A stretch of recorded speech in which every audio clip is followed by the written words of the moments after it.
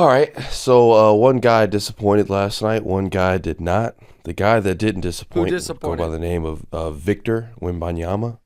He dropped 30 Okay. and 14, but in the Yeah. Spurs' 18th straight loss, unfortunately. Yeah. But LeBron James, on the other hand, sat out. He Yeah. didn't play yesterday. He didn't play Yeah. in the game. Do you have any? I know you're probably going to say that he just won the in-season tournament, the first ever. He deserves a sit. But do you have any problem with LeBron sitting this game out? With it being Wemby, No, a I new generational talent. no, I have two problems.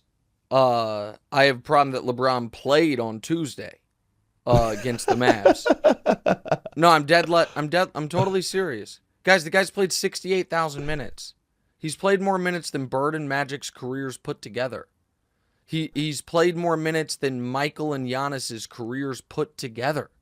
Like my real issue is this.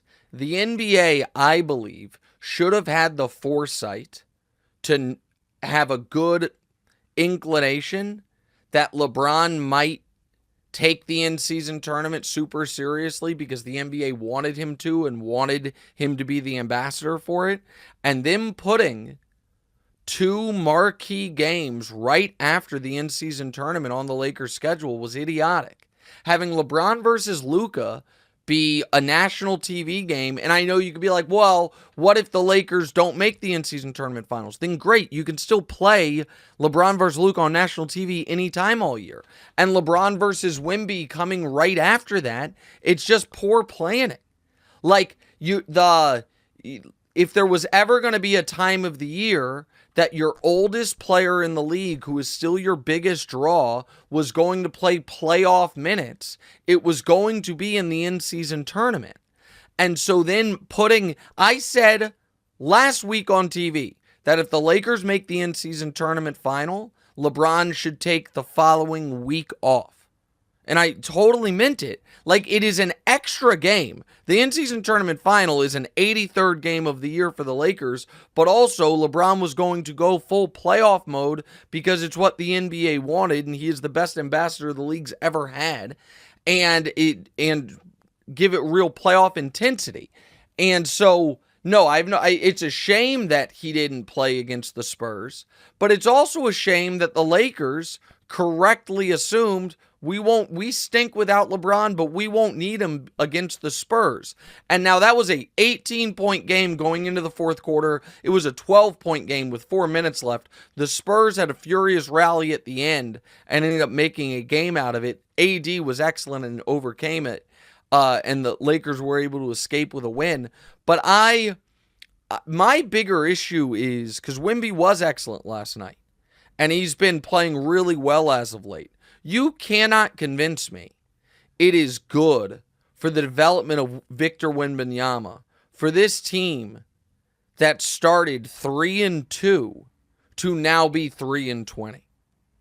That they have, for this team to be so punting on any type of competitiveness, it's not good for his development, flatly.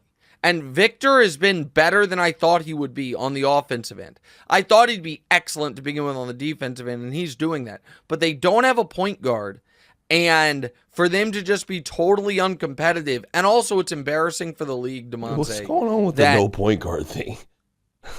I don't understand pretty it. Crazy. But it is embarrassing for the league that the Spurs are on an 18-game losing streak, and it is not the longest active losing streak. That the Pistons have lost 21 in a row. And you should not have 3 expansion caliber teams in a non-expansion year. But the Wizards, the Pistons, and the Spurs, DeMonte, are a combined 8-62. The Wizards, the Pistons, and the Spurs are a combined 8-62. And then Portland, Memphis, and Charlotte are not that much better. Memphis, hopefully, when Ja gets back, they'll be competitive, but they're probably going to be out of it. Like, that's the other underrated storyline of this NBA season. Is Ja's suspension, I think, cost the Grizzlies the whole year. They're just cooked. The Grizzlies are 6-17. So Ja's got 2 games left on the suspension. Those games are against Houston and then at OKC.